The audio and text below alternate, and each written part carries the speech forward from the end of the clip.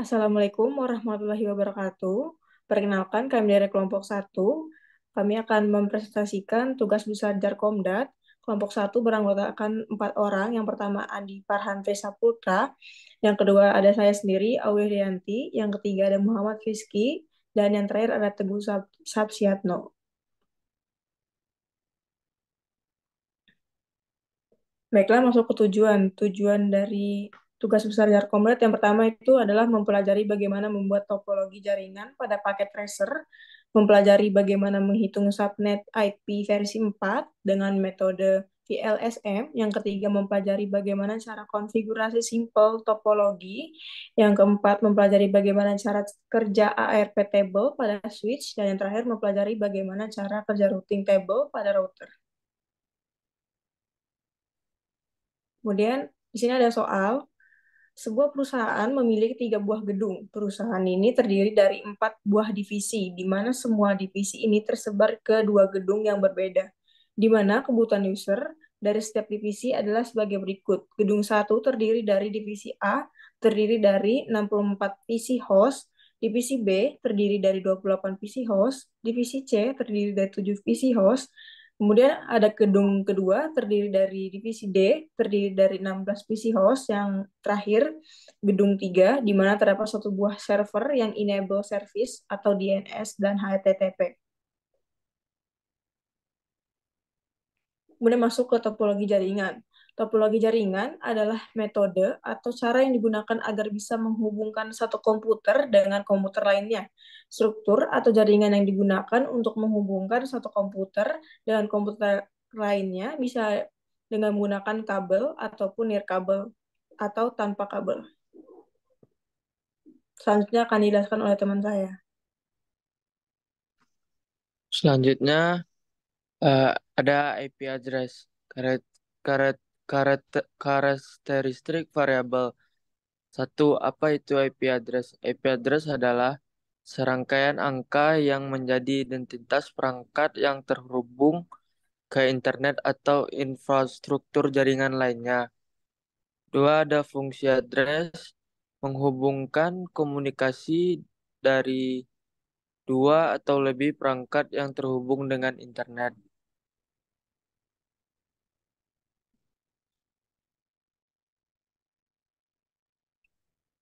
Subnetting.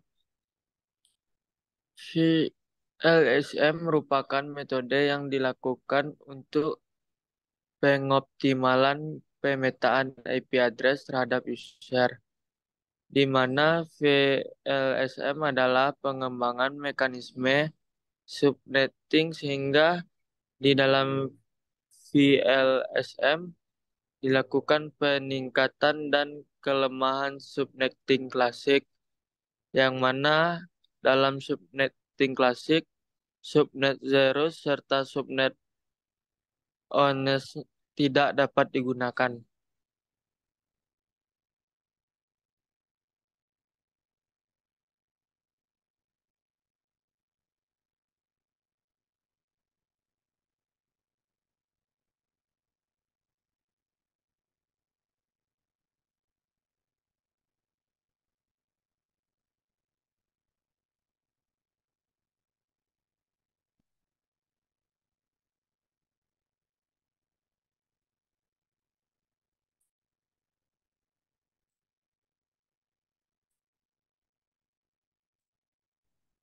Fungsi VLSM.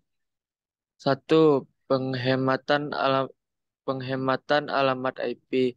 Kita dapat membagi jaringan IP menjadi subnet-subnet yang lebih kecil dengan ukuran yang sesuai untuk setiap subnet. Efisiensi penggunaan alamat IP. VLSM memungkinkan jaringan untuk diperluas dengan mudah dan fleksibel. Kita dapat menambah atau mengurangi subnet dengan cepat dan tanpa mengganggu jaringan yang ada. Tiga, scalability. Manajemen jaringan menjadi lebih mudah karena kita dapat mengatur dan mengelola subnet secara terpisah. Empat, mengurangi lalu lintas jaringan. Dengan menggunakan VLSM, kita dapat meminimalkan lalu lintas jaringan dan melewati router karena pengaturan subnet yang lebih tepat.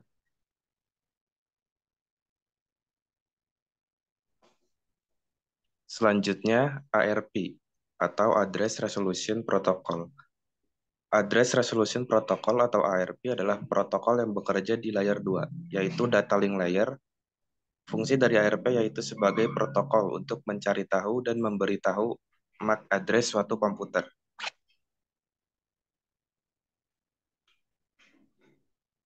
Selanjutnya, HTTP atau singkatan dari Hypertext Transfer Protocol merupakan protokol jaringan lapisan aplikasi atau application layer berfungsi membantu proses transfer data atau informasi antar komputer.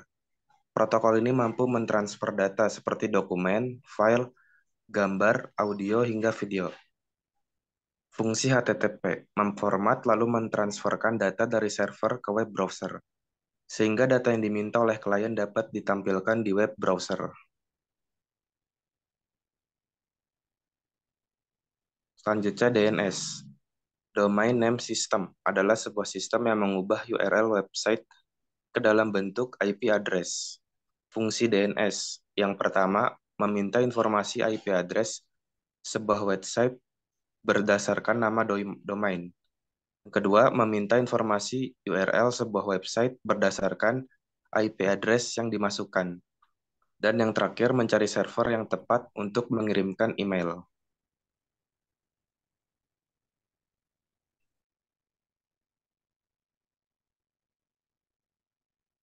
Oke, selanjutnya saya akan melanjutkan. Pertama, hitunglah subnet address di setiap masing-masing divisi. Kemudian tentukan subnet yang dipakai untuk konektivitas antara router dan server menggunakan metode VLSM dengan mempertimbangkan jumlah jumlah user paling tinggi sebagai prioritas urutan pengelamatan. Oke, di sini pertama kita contoh di divisi A itu adalah jumlah hostnya 38. Nah, kita harus mencari dua pangkat berapa yang melebihi 38. Itu 2 pangkat 6, yaitu 64, dikurang 2 menjadi 62. Oke, selanjutnya kita ke tes ping. Kita coba ping dari divisi A.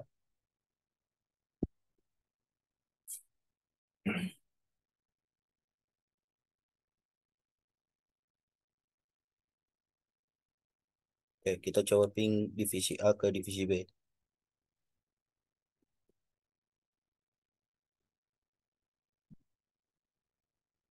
Nah, oke. Terus kita coba divisi B ke A. Divisi B, divisi, selanjutnya kita coba divisi A ke server.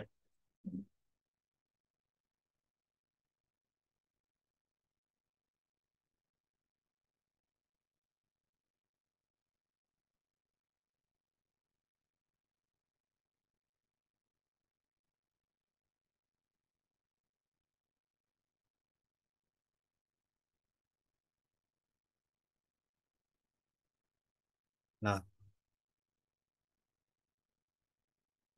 selanjutnya kita coba dari PC B ke C.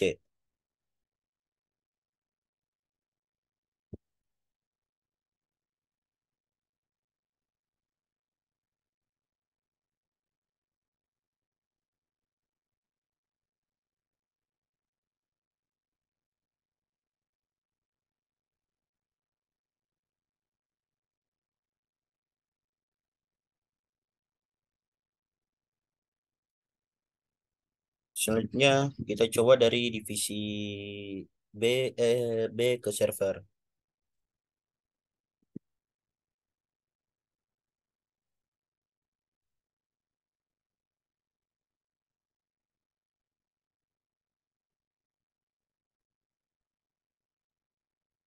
Oke, udah.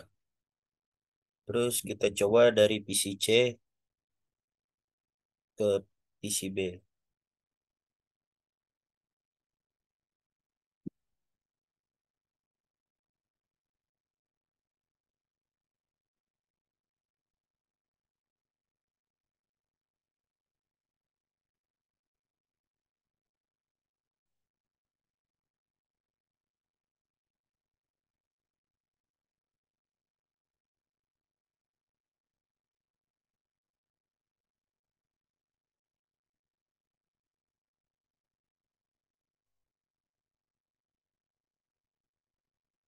Coba dari C ke A.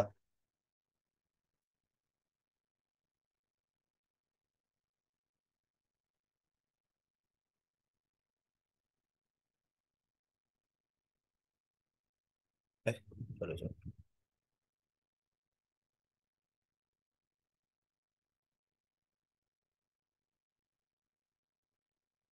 Nah, terus kita coba dari divisi D ke divisi C.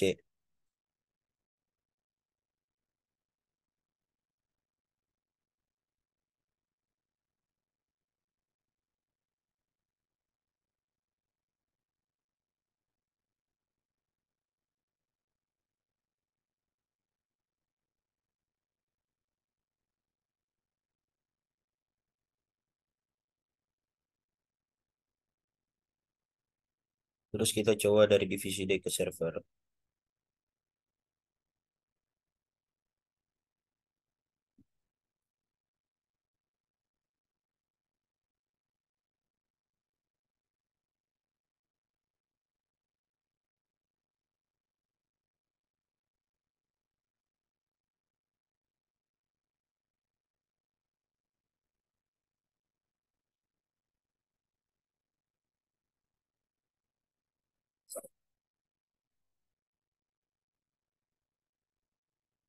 Nah, selanjutnya kita akan ke routing table.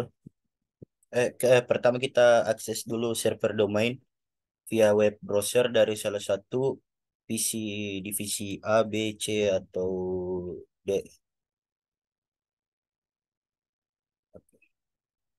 Kita coba dari sini. Kita ke web browser.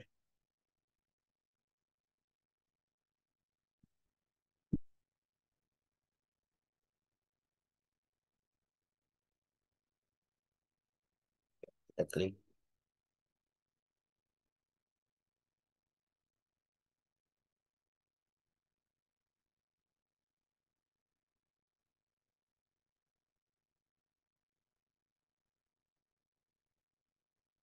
Oh, saya belum meng-add ini. Jadi kita add dulu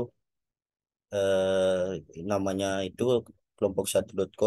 Addressnya itu kita ambil dari server itu 192.168.1.30. Nah, terus kita add. Nah, setelah itu kita ke PC, terus ke web browser.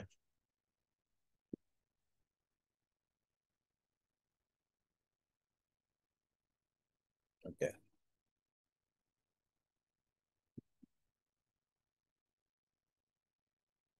Nah, oke, berhasil ya. Terus kita ke routing table.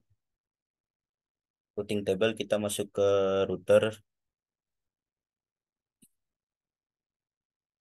kita ke CLI. Nah, pertama kita ketik enable. Nah, terus kita ketik show IP route. Nah, beginilah routing table-nya. Terus selanjutnya kita ke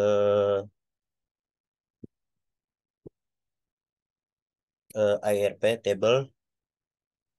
Itu kita masuk dulu ke switch.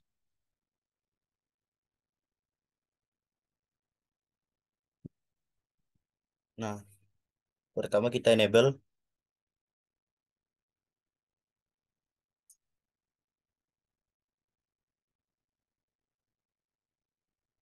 Terus kita ke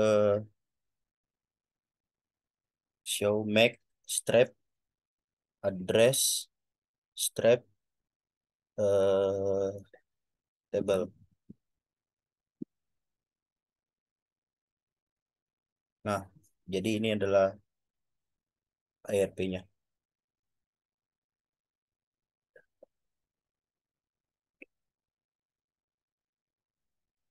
Jadi begitulah.